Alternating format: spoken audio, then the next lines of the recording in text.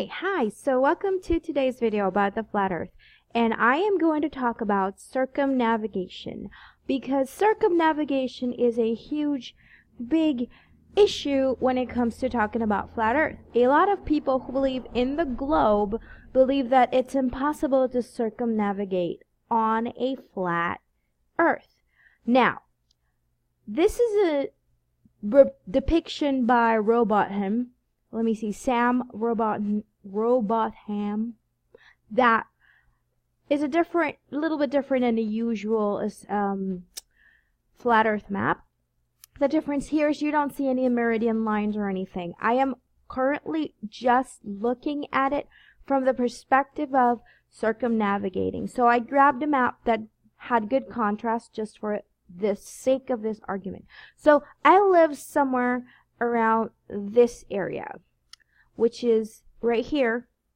Just zoom in. It's not on the map because it's been ignored. Let me see. How do I zoom out?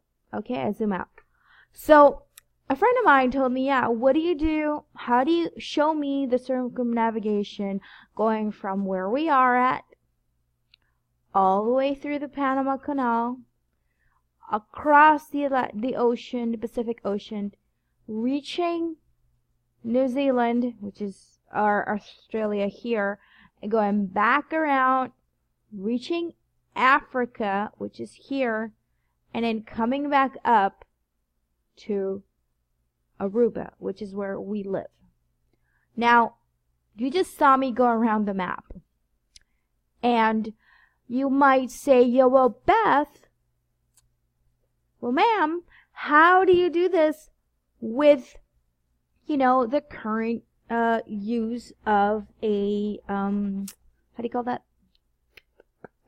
How does that work on the ocean? You're out at sea, the instruments you use are a compass, and so a compass is supposed to look like this. Let me just look it for you. Compass. Because everybody has this idea, and this is why imagery is so powerful. So a compass is a cross, basically, north, south, west, east, and we all think we all know and have seen that the needle always points to north. So we are going either up or down, and if we keep going straight up, we're going to come right back down to south. Okay? Just think about that for a minute. You're going to go all the way back up north, and then you're going to end up back in south. Why? Because when you walk north enough, the needle turns back around and points down. So then you know you're headed the wrong way, and then you can flip it. And this, you need to stop a minute and think about it again. If you are walking towards a target, north is supposed to be never ending. The north and the south are away from, supposedly if they're on two different poles, they're supposed to be on opposing sides. There is a moment where it flips. Okay, that's not the point though. The point is this. It works on the globe model, right? You're thinking this is the earth. On top of it is the North Pole and the South Pole, and then east and west, and people only circumnavigate like this. By the way, that's all the circumnavigation that is ever done in human history is east to west and around, or west to east and around.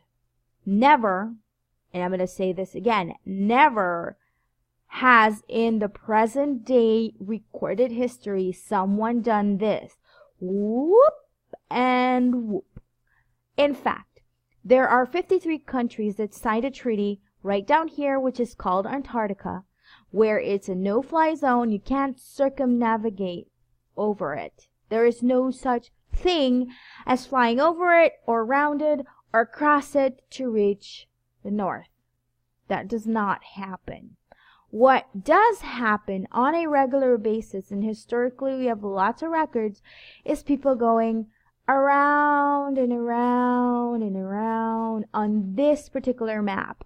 So, Spanish dude left from here, thinking he might find himself this side of India, and he left, and boom, he hit America. And he went, and think about it, listen, because you forget history. This is the Spanish coast. This is the Caribbean. When they left, they went right over here. We have Hispaniola and all these little islands that got, and they found the Caribes, and they were eating people. All that stuff that you know about history, we know that about our history on the island. That there were the Caribbean and the Arawakan, and they were living around here, and this area was inhabited by those people. Now think about it. If this guy went on a straight line, according to him, it's a straight line because he's following north. He's going, okay, north is pointing to the right, and we're going to the left of it. Just this 45-degree angle. If he left from Spain, a straight line makes it straight into the Caribbean. And that's why we have in history that he landed there, Christopher Columbus. Later on, he went a little higher up. Later on, he went a little bit lower down, and he found himself all the way on these coasts, right? Venezuela's here, and Suriname is around here. You've got Brazil coast here, and so the shape of the earth is a little bit different. And so is the shape of all these continents, which we know is not true because the globe is not a real representation. Let me see the globe map. There's scores of videos, you can Google this, that show us that the different continents are misrepresented. For example, let me see if this thing is going to load. The internet is super slow today. For example, Africa is in many maps is depicted much smaller than it is compared to other countries. And this is something that a lot of different geologists and scientists deal with. You see here, this is Spain. And he left and he reached here, which looks like a straight line here, right?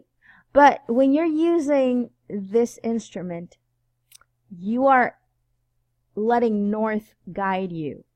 Okay, so what are you trying to say, Beth? Okay, what I'm trying to say is that just imagine a different model that also works. This is the center of the earth, and it is magnetized, and our compasses point to north always. They're not repelled by the south. That's what they tell you. Maybe you believe that it means that it's be repelled by the south, but that's not what it is at all. On this particular plane that we're on, the north draws the needle of the compass consistently. This is also where there's the North Star. So if you're navigating at night and you don't have light to see your compass for whatever reason, because you didn't bring fire with you, which is dumb, but okay. Let's say you don't. You could look up in the sky, look at the North Star, and use your little instruments to plot your course and hold your course at sea away from this at whatever angle you're going. Now, the Spanish really did not go down and try to go around and whatever. They went 45 degrees away from north. And this is Spain, and he left. And where did he hit? The Caribbean. Okay. This also explains why Aruba is protected by the hurricanes. Because if this is accurate and we're over here, there is a mountain ridge here that makes it that all the hurricanes move up and they all move away because they don't come into this little bay, and this is where we are. So let that sink in for a minute. So let me see if this thing is pointing, because I'm going to need to save this image, copy image, and I'm going to open Paint. Because I do this thing low tech. Never will it be said that I am photoshopping. Okay, let's see. So here we've got the map. Let me make it fit. That's not going to fit too well. I'm going to go up here. It's not high enough. Anyways, you get the picture here. I'm just going to make it big. So this is the map. And This dark area here is area we don't know what's there. May well be ice. We have not explored it. Remember, there is a treaty closing this whole parameter, which on our current globe model looks like a tiny, in a small little continent.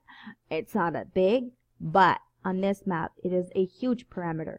Okay, so I'm going to take a red marker line, and I'm going to grab a size. Let me see, which size do I have? No, I don't need select. I need a brush. Okay, I'm going to grab a brush here, highlighter brush. Okay, so let's say that Aruba is around here. I'm not entirely at, whoops, where is the color? No, it's not writing. Okay, so Aruba is around here somewhere. I think it's closer to the edge, but I'm just gonna, this is just for those purposes. So I'm not exactly accurately sure where the Panama Canal is. I'm gonna assume it's around here. So there's a line. Okay, so you left Aruba, you went through the Panama Canal, and now you are in open sea, and you're following 45-degree angle away from north. So you know you just have to keep going like this, and I'm not gonna make an accurate circle, and you realize, hey, I got New Zealand there, so that means I gotta like navigate a little bit more. Oh, hey, hello, Australia, Aussie friends. Keep going, keep going. Now you've met all of the nice Asiatic islands, Philippines, Indonesia, and now you are waving at the people around India, and you're still checking. Every time you're on your ship, you check. Does my compass say north is to my right? Yes, it does. Okay, let me keep going.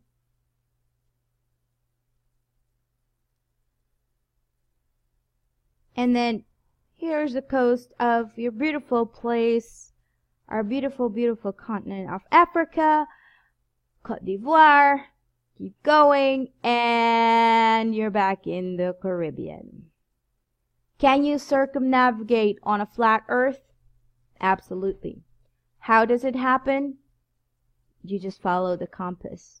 If you don't want to follow the compass, you follow Polaris, because we know, this is something we know now for centuries, if not thousands of years, is where we are in relation to the stars, which is another point which I'm not going to go over right now, but the stars serve for navigation. That is why astronomy is such a powerful science. Astronomy is a science. It has parts that are theoretical. In our day and age, philosophy has actually flooded all of the sciences to the point that people believe that philosophy is science and philosophy is fact. And let me tell you something. Philosophy is thought exercises. Thought exercises are great. I do them all the time. I love thought experiments. I love thinking outside the box. I love playing around with that and challenging myself, but then I come right back and look at evidence and see if I can find any evidence for what I'm philosophizing about. And yes, I just made up that word. I know it's not right.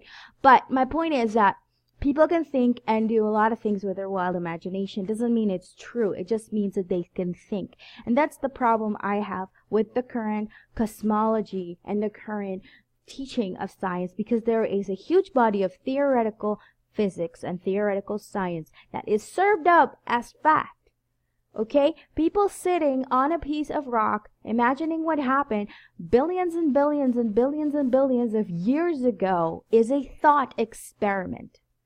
You cannot draw any evidence from it. And I can go on and on about evidence that points to other time periods, just in the example of dinosaurs, because they found actual tissue that was still tissue and not dust. And you need to research, because they are telling us a lot of things, but they're selling theoretical something as fact, proven, evidence-based, and that is the problem. That is the problem. If you can replicate this, which you can, remember, it seems like the compass is the one that is magnetized, attracted to the magnetic field of the North Pole. That's the only place that's magnetized. Just think about that. Let that sink in. If that is possible, then the flat earth just works.